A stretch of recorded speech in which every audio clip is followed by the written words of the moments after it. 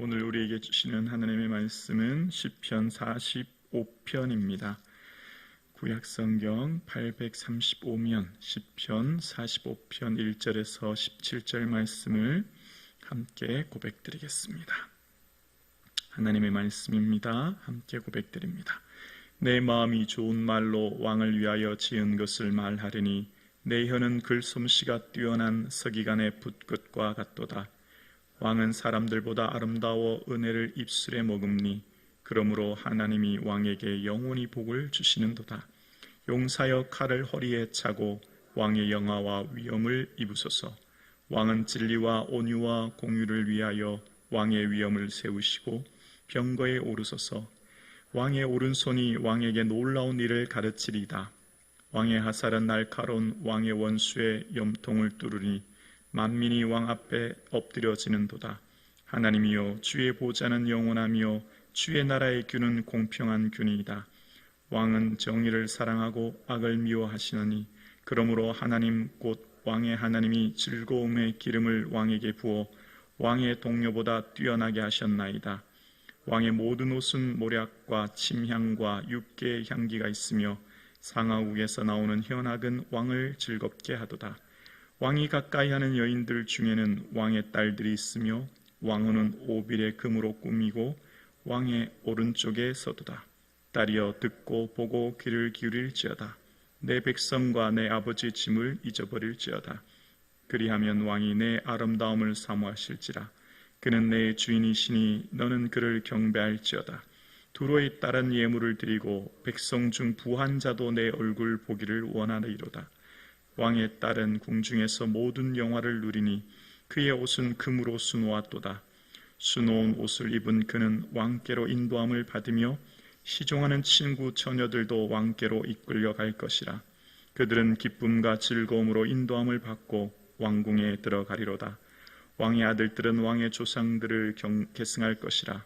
왕이 그들로 온 세계의 군왕을 삼으리로다. 내가 왕의 이름을 만세에 기억하게 하리니 그러므로 만민이 왕을 영원히 찬송하리로다. 아멘. 사순절 18번째 날입니다. 예수님을 더욱 깊이 묵상하는, 그래서 예수님 마음 헤아리는 오늘 하루 되기를 주님의 이름으로 축복합니다. 아멘. 오늘 시는 왕의 결혼식에 대한 것을 노래하는 제왕시입니다. 격식을 갖춘 축시라고 할까요? 오늘 본문의 표제어가 고라 자손의 마스길이라고 하는데, 마스길은 교훈을 말하죠. 그러니까 찬양대를 맡은 고라 자손의 교훈으로 사랑의 노래를 하는 것을 봅니다. 인도자를 따라 소사님이 맞춘 것이라고 표제어가 되어 있습니다. 소사님이라고 하는 소사는 백합화 곡조를 말합니다. 백합은 일반적으로 여인의 아름다움을 표현하는 말인데요. 그러니까 왕의 결혼식의 왕비의 아름다움을 노래하는 시임을 봅니다. 당시의 결혼식은 결혼식을 하게 될 때에 신부는 신부 집에서 최고의 옷, 보석으로 치장하고 기다리면 신랑이 먼저 본 집에서 혼인잔치를 한 후에 거대한 행렬을 이끌고 신부 집에 와서 신부를 데리고 가는 그런 것이 일반적인 결혼 모습이죠. 그래서 마태복음에도 열처녀 비유처럼 신부가 신랑을 기다린다는 표현처럼 신랑은 결혼식이 되면 거대한 행렬을 이끌고 이제 신부 집에 가서 파티를 하고 데려오는 그런 모습입니다. 그러니까 오늘 본문도 그런 모습이 담겨져 있는 겁니다. 최선을 다해 아름다운 시로 격식 있는 헌사를 하는 오늘 본문의 시는 1절에 쓰는 목적을 말합니다. 1절에 보면 내 마음이 좋은 말로 왕을 위하여 지은 것을 말하리니 내 혀는 글솜씨가 뛰어난 서기관의 붓끝과 같도다. 오늘을 보면 내가 왕께 내 작품을 읽어드리니 내 혀는 숙련된 서기관의 펜입니다. 이제 내가 왕을 위해서 이 시를 읽어드립니다. 이제 그런 의미가 있는 겁니다. 그러면서 신랑인 왕을 찬양하는 모습이 나옵니다. 왕이 얼마나 아름다운지 2절에 말하기를 왕은 사람들보다 아름다워 은혜를 입술에 머금니 그러므로 하나님이 왕에게 영원히 복을 주시니로다. 이제 신랑인 왕을 찬양하며 2절에서 9절까지 왕에 대한 이야기를 합니다. 높이는 말을 하죠. 그 왕은 어떤 왕이냐면 3절과 4절과 5절에 보면 왕은 승리하는 전사의 모습으로 그려지는 거예요. 허리에 칼을 차고 위엄이 있어서 그 왕은 진리와 온유와 공의를 세우는 위엄 있는 왕이다. 그래서 왕의 화살은 적군의 원수의 염통을 뚫는 능력 있는 왕의 모습을 이야기합니다. 그렇게 능력 있는 왕, 그는 이제 혼인잔치에서의 신랑의 모습으로서 이후를 또 설명합니다. 왕은 향기가 가득 찬 현악기 연주가 가득한 상하궁의 아름다움으로 즐겁게 할 신부 왕후를 이제 그 왕궁으로 초대하는 그런 모습이 8절과 9절에 나옵니다. 그래서 9절 후반부에 보면 왕후는 오빌의 금으로 꾸미고 왕의 오른쪽에 서도다 라고 표현합니다. 왕비에 대한 새로운 삶이 이제 시작됩니다. 그래서 신부가 기다리고 있으면 신부를 모시고 오듯이 이제 10절에 보면 내 아버지 집을 잊어버릴지어다 라고 후반절에 얘기하죠. 그 집을 이제 떠나오는 모습을 이야기합니다. 그리고 이 신부는 왕이 너무너무 사모하는 자다라고 11절에 얘기합니다. 그리하면 왕이 내 아름다움을 사모할지라. 그는 내 주인이시니 너는 그를 경배할지라. 왕이 그러니까 왕비를 사랑하고 그러니 당연히 왕비는 그 왕을 주인으로 생각하며 기억하라는 것이죠. 그리고 많은 사람들이 내 얼굴을 보기 원한다. 12절에 이야기합니다. 백성 중에 부한 자도 내 얼굴 보기를 원하리로다. 신부의 그 아름다움 모든 사람이 보기를 원하고 모든 사람의 부러움을 한 몸에 사는 모습입니다. 그리고 드디어 혼인잔치의 새로운 행렬이 시작됩니다. 신부에게는 비로소 이제 새로운 삶이 시작되는 거예요. 13절 이하에 보면 왕의 딸은 궁중의 모든 영화를 누리니 그의 옷은 금으로 수놓았도다. 14절에 수놓은 옷을 입은 그는 왕께로 인도함을 받으며 시종하는 친구 처녀들도 왕께로 이끌려갈 것이라. 15절이요. 그들은 기쁨과 즐거움으로 인도함을 받고 왕궁으로 들어가리로다. 요즘에도 결혼하면 신부가 드레스 입고 결혼식 입장하듯이 이때 당시에 그 왕비의 그 혼인 행렬, 그 옷은 금으로 수놓았고 모든 영화보다 뛰어난 영광이 그에게 한 몸에 입은 그는 이제 누구에게로 인도함을 받는다고요? 왕께로 인도함을 받는 왕비의 모습을 그립니다. 얼마나 영광스럽고 기쁜지 기쁨과 즐거움으로 왕궁에 들어가는 이렇게 새로운 삶인데 왕으로서의 새로운 삶이 기다리니 얼마나 그 기쁨과 즐거움이 크겠습니까? 그리고 마지막 16절과 17절은 왕에 대한 소망을 담은 내용의 시가 기록됩니다. 16절의 후반절에 보면 왕이 조상들을 계승하고 온 세계 군왕을 삼게 되며 17절에 왕의 이름은 만세에 기억되며 만민이 왕을 영원히 찬송할 것이라 라는 것으로 시를 마치게 되는데요. 자, 이제 오늘 시를 본격적으로 한번 다시 살펴볼게요. 시편은 모든 시의 내용은 오직 딱 한 분, 하나님만 찬양합니다. 하나님 외에 어떤 사람도 찬양의 대상이 될 수 없어요. 그러니까 시편에 나오는 모든 찬양과 경배는 오직 하나님께만 드립니다. 그런데 오늘 본문에 시편 45편은 왕에 대한 찬양이 나옵니다. 그러면 오늘 본문에 등장하는 왕은 누구일까요? 바로 다시 오실 메시아인 예수님을 말하는 거예요. 그러니까 오늘 메시아적 관점으로 오늘 본문의 시를 다시 보면 왕에 대한 찬가는 다시 오실, 두 번째로 오실 예수님을 찬양하고 고대하는 본문의 내용이 오늘 본문인 거예요.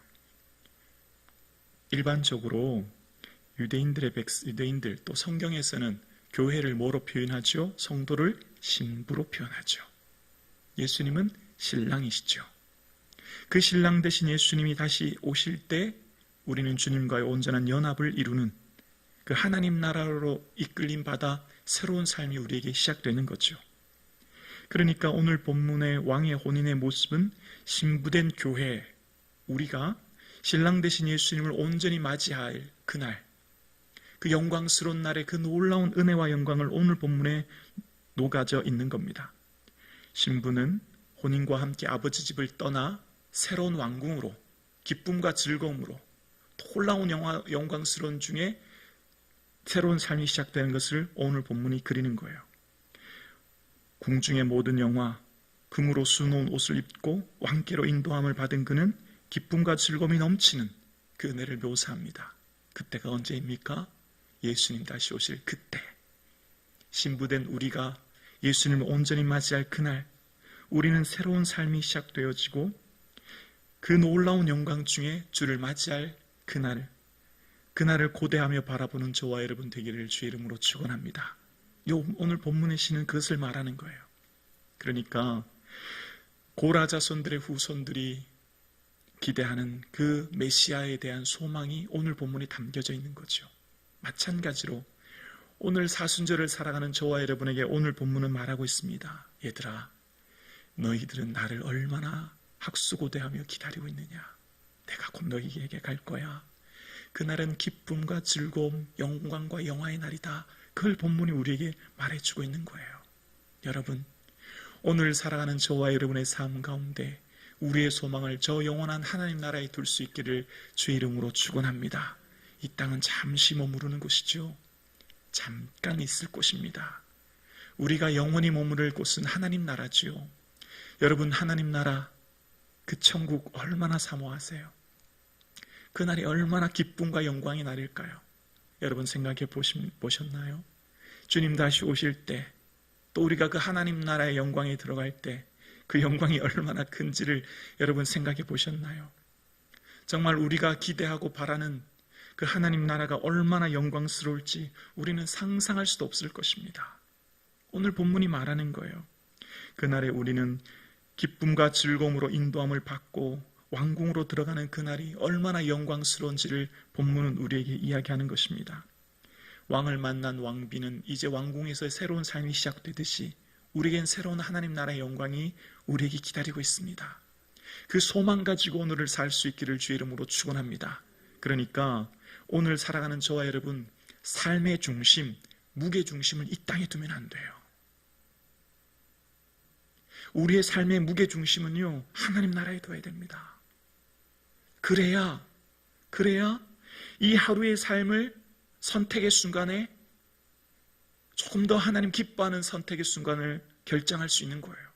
물질, 시간, 모든 삶이 그렇습니다.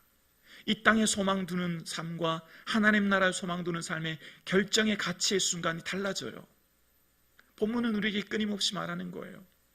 너희들은 이 땅에 소망 두는 것이 아니라 내가 곧 갈 거야 말씀하시면서 그 나라는, 그 영광은 이 땅의 것과 좋게 비교할 수 없음을, 오늘 예배드리시는 사랑하는 성도님, 오늘 하루도 이 하루를 채워가는 시간에 중요한 선택과 삶의 모든 일상의 삶이 주님 바라보시고, 아멘이십니까? 눈만 뜨면 예수님 생각하고 몸부림쳐야 합니다. 왜냐하면 이 땅의 인생이 너무 힘들기 때문이에요. 이 땅의 수많은 파도가 이 땅에 우리를 힘들게 하는 것들이 너무 많기 때문이에요. 주님 잠시라도 놓치면 이 땅의 염려와 근심의 파도에 휩쓸려서 떠내려갈 수밖에 없는 게 이 땅의 삶이거든요. 얼마나 힘든지 몰라요. 여러분이 지금 그렇게 살고 계시잖아요. 아무 일 없는데 문득문득 일어난 내 생각에 수많은 염려, 근심, 불안이요, 우리를 넘어뜨릴 때도 있어요. 내 일상에 아무 일도 일어나지 않은데, 자녀들도 다 평안하게 지내고 나도 그냥 오늘 하루를 살아가는데 수많은 생각들의 파도가 나를 넘어뜨립니다. 과거의 생각들이 나를 감싸 나를 고통스럽게 하기도 하고, 하루를 편안하게 지내기가 얼마나 어려운지 몰라요. 그래서 주님 바라봐야 합니다. 늘 주님을 의식하며 살아야 되는 거예요. 오늘 함께 예배드리시는 사랑하는 성도님, 예수님 곧 오실 줄로 믿습니다. 아멘. 주 예수님 어서 오시옵소서. 그날을 손꼽아 기다리며 살아가는 것, 그것이 오늘 일 하루를 의미 있는 삶으로 살아낼 수 있는 것이라 믿습니다. 오늘 함께 예배드리시는 여러분, 사순절 벌써 18째 날이 되었습니다.